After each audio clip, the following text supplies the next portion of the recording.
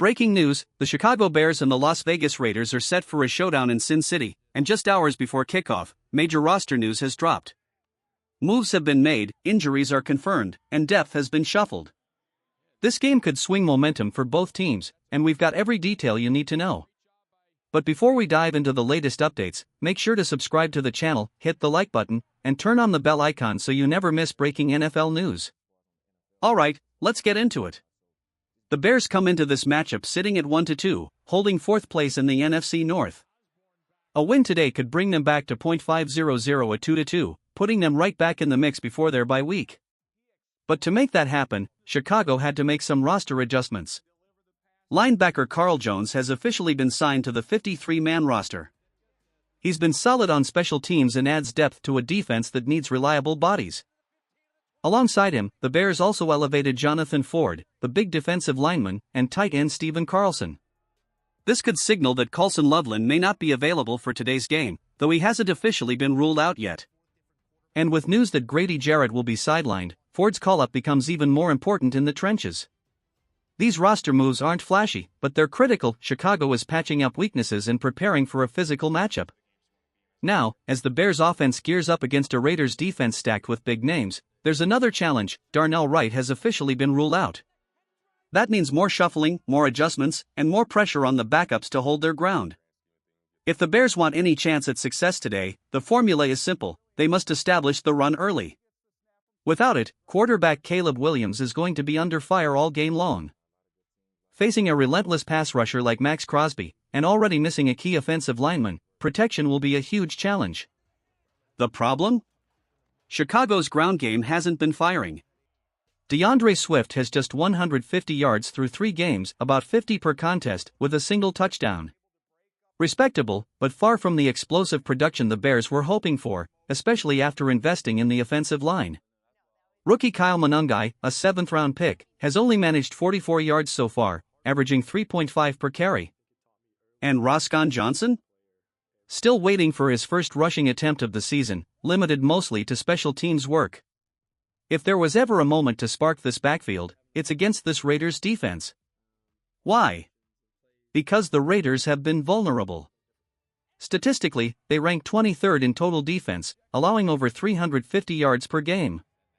Against the run, they sit 19th, giving up 114 yards per game, and that number ballooned after getting gashed by Washington last week.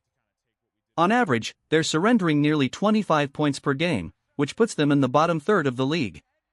Now, here's the interesting part: the Bears' offense is trending upward.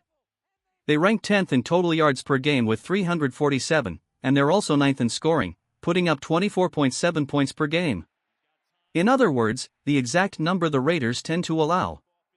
That sets up a fascinating clash: Chicago's offense producing just enough to match Las Vegas' defensive weaknesses.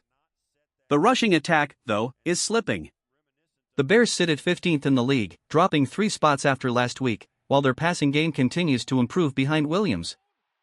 The question is, can Chicago balance it out today, or will they be forced to put everything on the rookie quarterback's shoulders? For Chicago, the biggest concern heading into this matchup is clear: how do you protect Caleb Williams without Darnell Wright on the field? That job just got a lot tougher because waiting on the other side is none other than Max Crosby. Through 3 games, Crosby has been his usual dominant self: 186 snaps, 13 tackles, 6 stops, 2 sacks, 3 quarterback hits, and 11 total pressures. Numbers like that remind you why he's one of the most feared edge rushers in the league.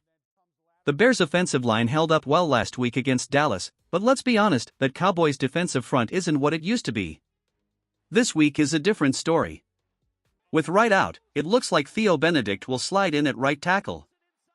The second-year lineman from British Columbia hasn't logged many snaps, but when he has, he's been clean: no sacks, no hits, no penalties in 25 plays. Solid so far, but facing Crosby for 4 quarters is a whole new test. That means Williams will need to replicate the calm, decisive play that earned him NFC Offensive Player of the Week against Dallas. In that game, he threw for 298 yards, 4 touchdowns, and posted a 142.6 passer rating.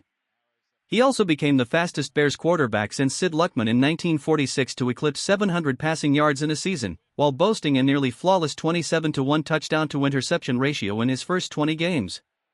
But it's not just about the quarterback. Chicago's wide receivers have been electric. Romodon's already has 4 touchdowns in his first 9 quarters, and if he finds the end zone again, he'll set a franchise record as the first Bears receiver with 5 scores in his first 4 games. DJ Moore just hauled in his first touchdown of the season last week, and rookie sensation Luther Burden, at just 21 years old, became the youngest Bears receiver since 1933 to top 100 yards in a game. In short, the passing game is hot. The only question is whether the line can give Williams enough time to keep feeding his playmakers or if Crosby will crash the party. If Chicago wants to keep this offense humming, the receivers have to stay hot and the run game needs to finally click. But now let's flip the field and look at the matchup between the Bears defense and the Raiders offense, and this is where things get very interesting. Las Vegas comes in with a top 10 passing attack, ranking 6th in the league at just under 250 yards per game. Quarterback Geno Smith has already piled up over 800 passing yards with 4 touchdowns, but also 4 interceptions. The air game has kept them alive, but the ground game? A completely different story. The Raiders' rushing attack has been nearly non-existent, averaging only 72.3 yards per game, which ranks 30th in the NFL. As a result, their overall scoring has been weak, just 17.7 points per game, sitting 26th in the league. In total yardage, they're middle of the pack at 328 per game, good for 17th. On the other side, the Bears' defense has its own problems. They're giving up an average of 387 yards per game, which ranks 29th in the league. Against the run, they're slightly better, but still sitting low at 26th overall. In other words, both of these units have struggled, and this matchup could be a chance for Chicago's defense to finally grab some momentum. They'll be missing key names. Grady Jarrett is out, and TJ Edwards won't suit up either. But there is hope. Kyler Gordon has said he wants to return today, which would be a much-needed boost to the secondary. If Chicago can force Geno into mistakes and shut down the already weak Raiders' run game, this could be the spark their defense has been waiting for. For the Bears' defense, this game is all about building confidence. They need to generate pressure, bring down Geno Smith, and control the backfield.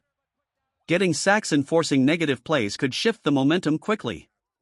Smith is coming off his best performance of the season against Washington, 19 of 29 passing, 289 yards, 3 touchdowns, no interceptions, and a strong 65.5% completion rate. He averaged over 10 yards per attempt in that game, showing he can still make explosive plays when given time. But here's the flip side: through 3 weeks, he's already thrown 4 interceptions. He can be reckless, and the Bears' secondary must capitalize when he makes mistakes. The receiving core will be the real challenge. Jacoby Myers is averaging 13.4 yards per catch, Tucker is stretching defenses with 16.2 per catch and all 4 of the team's receiving touchdowns, while Bowers adds another reliable option at 12.8 yards per reception. Chicago corners Tariq Stevenson and Kyler Gordon will have their hands full, with Gordon likely shaking off some rust in his return. As for the Raiders' run game, it's been almost non-existent. Rookie Ashton Jeanty, a player many Bears fans hoped to see in Chicago, has just 3.1 yards per carry and 1 touchdown. Smith himself is their second leading rusher with only 35 yards total, and Zamir White has just 25 yards. Statistically, this is one of the weakest rushing teams in football, giving Chicago a prime chance to shut them down. This is where the Bears' front needs to step up. Jervin Dexter Sr., Montez Sweat, and Dominic Robinson have to disrupt the pocket and make their presence felt. Sweat already has 1 sack, but adding another before the bye would put him on the right track for the season. If Chicago's defensive line can finally pin its ears back and control the game up front, this could be the performance that turns the tide. Now let's run through the injury report for both teams heading into this matchup, because some of these names could have a real impact on how this game plays out. For the Bears, linebacker TJ Edwards has officially been ruled out with a hamstring injury. Cornerback Kyler Gordon is listed as questionable, also dealing with a hamstring issue, while tight end Colston Loveland is questionable with a hip injury. On the defensive line, Grady Jarrett will sit out again due to his lingering knee problem. Right tackle Darnell Wright is also out with an elbow injury, but the silver lining is that the bye week gives him extra time to heal. On the positive side, corner Jalen Jones is set to return after battling a hamstring injury, while running back DeAndre Swift, questionable with a quad and hip issue, is still expected to play. Tight end Cole Kmet is now fully healthy after recovering from a groin injury. For the Raiders, the list is shorter. Brock Bowers and Jeremy Chin are cleared to go after minor injuries, but tight end Michael Mayer will be sidelined with a concussion. Defensive back Richardson remains questionable with a hamstring concern. So what are the keys to this game? It comes down to 4 things: play smart, limit mistakes that give Las Vegas free opportunities. Stay aggressive, set the tone early and keep the pressure on. Protect the quarterback, the line has to hold up, especially against Max Crosby. Create pressure, force Geno Smith into hurried throws and capitalize on his turnovers. If the Bears can execute those fundamentals, they have a real shot at heading into the bye week with a 2-2 record, and that would be massive for a team still finding its identity. As for a prediction? This has the feel of a hard-fought but winnable game. I've got the Bears taking it on the road, 28-17 over the Raiders.